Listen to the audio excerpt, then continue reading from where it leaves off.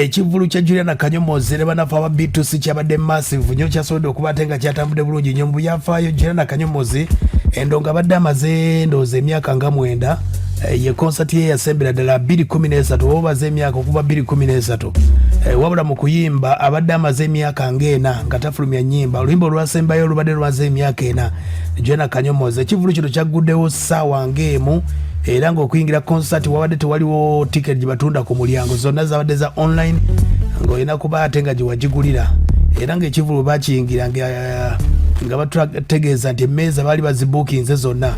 Awo nno concert ne bagiyingiramu nga byonna biwedde nga balinze Juliana Kanyomozi kuyimba. Awo nno zadde ziwera ssaawa nga 3 Juliana Kanyomozi kwe kuyingira ku stage. Awo nno ekyasookedde ddala Juliana Kanyomozi waliwo video gye basobodde okuliko gye baali balikodinga Juliana nga nyumya ku mboozi y'obulamu bwe nga basobodde okuba ate nga butambula bweyogedde ku byayiseemu ebimusoomooza na byonna byasuubira okuba ate nga aleeta. Ategeeza nti endongo ye agenda kuba ate nga aleeta music omupya era yesimbudde. Yategeeza yagambye nti yali ayagala kusooka kuleeta music mupya wabula n'agamba asooke mu concert ebigenda okuba ate nga biddako ze project yawo ke katambi kesoose okuba ate nga batuteerako awo nga batulaga ku Juliana. Era akatambi kano Juliana Kanyomozi yasobodde okuba ate nga yeebaza bonna abamubeereddewo mu budde obutabadde bwangu mu kivulu ekyo ekyasobodde okuba ate nga kitambula. Akatambi kabadde bwe kati. It's been quite a minute. Everyone's been asking me, where have you been? What are you doing? What are you up to? The statement I've had a lot is, why are you hiding? I wouldn't call it hiding. I would call it life. But what I can't seem to get over is that it's been 8 years since I was in this building doing a concert. And part of it feels quite strange, but at the same time, I don't regret many of the, the things that have been happening in my life on a more private, it's been, a lot has happened. I don't want to get into the details so much because I'm sure that's not why you're here tonight, but all I can tell you is that there's been a lot of growth. Ye Juliana Kanyomozi oyo yasobodde okuba ate nga yazze ku stage. Ye video yasookeddewo ddala ku kivulu kino ekya Juliana Kanyomozi tekwabaddeko MC n'omu. Juliana yekka yayimbye, teyabadde bivulu nga birala byonna. Yazze ne yatandise yabadde ayambadde olugoye olwa white nga abayimbi abasinga mu Uganda kye bakola lwe yagiddeko. Kati backline ye yabaddeko abayakwadeko mwalaza muyita Emma Drago, yabadde akoli ku trumpet, waliwo gwe bayita Joseph Sax, waliwo gwe bayita John yabadde ku gita, Joshua Kigozi yabadde ku bass gita, waliwo gwe bayita Enoch Lugumba, waliwo gwe bayita Michael Uma yabadde director wa music, ate nga banafa aba Buzz Events babadde bakola ku sound n'amatala ne Swangs Avenue bebakibaddeko concert eno gye bayita Borderless concert. Juliana Kanyomozi concert eno yabadde yanjawulo nnyo olw'ensonga nti sound yadde wa mulembe nnyo. Omukulu bamuyita Mugerwani yabadde mu kya sound awo okubeera nga yanyumye nnyo. Juliana Kanyomozi oba walabye ekivulu kino eddoboozi lyakulidde ddala oyinza okugamba serindi yoni be bamu ku balegend be tukyalinawo ennaku zino. Abayimbi abamubaddeko abamuwagidde Irene Namubiru yabaddewo, waliwo Winnie Nwaji, Rema Namakula, A-Pass n'abayimbi abalala basobodde okuba ate nga babaddewo nga Juliana Kanyomozi n'omukulu gwe bayita Sweet Kid yazze ku performance yabadde yeetabwe nnyo. Ekivulu kyadde kirungi nnyo, yayimbidde essaawa emu n'ekitundu. Engeri gye yavuddeko nga waba MC batabaddeko akayimba ke bayita Kibaluma ke yasembezaayo. Juliana Kanyomozi nga ali ne Sweet Kid.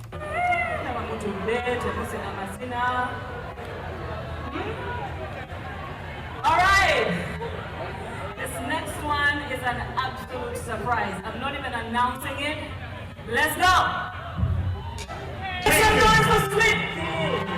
Thank you so much, ladies and gentlemen, for supporting Juliana and supporting your Ghana music way. I love you so much. Big up on the side. Bye.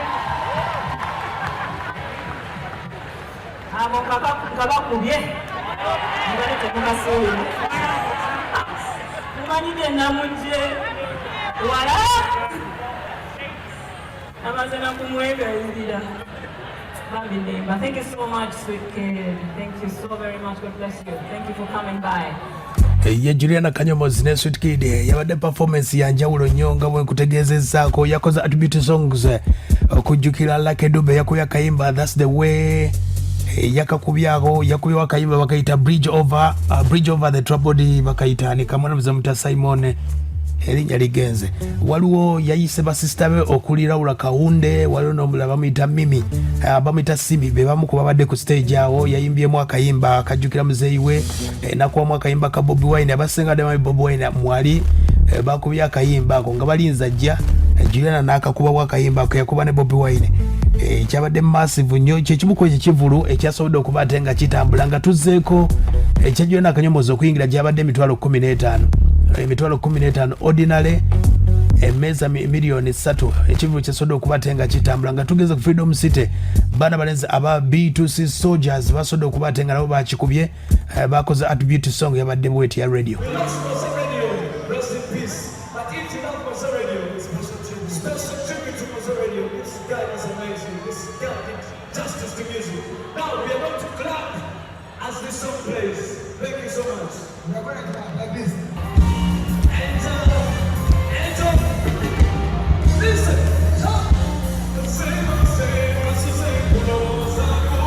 Aya basa bana baleza ba B2C bakikoze bwe batyo event yakubyeko bagita ATS events yakoze ku byamatala stage byonna mwana mzemta Bushington producer oyo yabadde akwasaganya ensonga eyo band yabakubidde bagita Maestro band ne studios zebasodo okubate nga bakubye touch yo mulembe wadde nga sound yabadde ekwatakwatamu olw'amaloboozi ndowooza naye nga yabadde clear nnyo sound yadde ya mulembe amaanyi bagatadde mu kivulu kino olw'ensonga nti bangi nnyo baali bagesezza nga bamanyi bagenda kigenda basala ne ba B2C baleeta performance ey'omulembe energy yali y'amaanyi nnyo wadde nga amaloboozi ndowooza oba amaloboozi gaabwe geetaagamu ndowooza oba olw'okuba nti waliwo okwogera nti ekivulu kyali kya basala mu nteekateeka eyo bw'oba manyi music nga oliira amaloboozi gali gabulabulamu ndowooza ka training kali katonotono naye ng'ekivulu kyali massive nnyo ba B2C waliwo babayita badansa abasookawo abazina amazina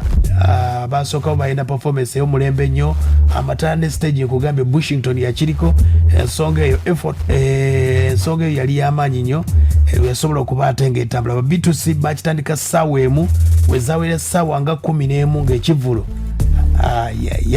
nga kipiipye kyali kya mutwalo gumu ne VIP batalaza ebitundu ebyenjawulo Jinja Wawa Luweero kati badda ku lw'e Masaka Lukaya Kaliisizo ba B2C batambuza ensonga zaabwe mu nteekateeka eyo nga bwegenda okuba ate ng'etambula naye nga kyali massive nnyo awo nno Ugandan music yasobola okuba ate nga yeeyongerako mu maaso olw'ensonga nti bonna baafuna awo nno Uganda kwe kulaakulana musically ensonga zasobola okuba ate nga zitambula mu nsonga eyo.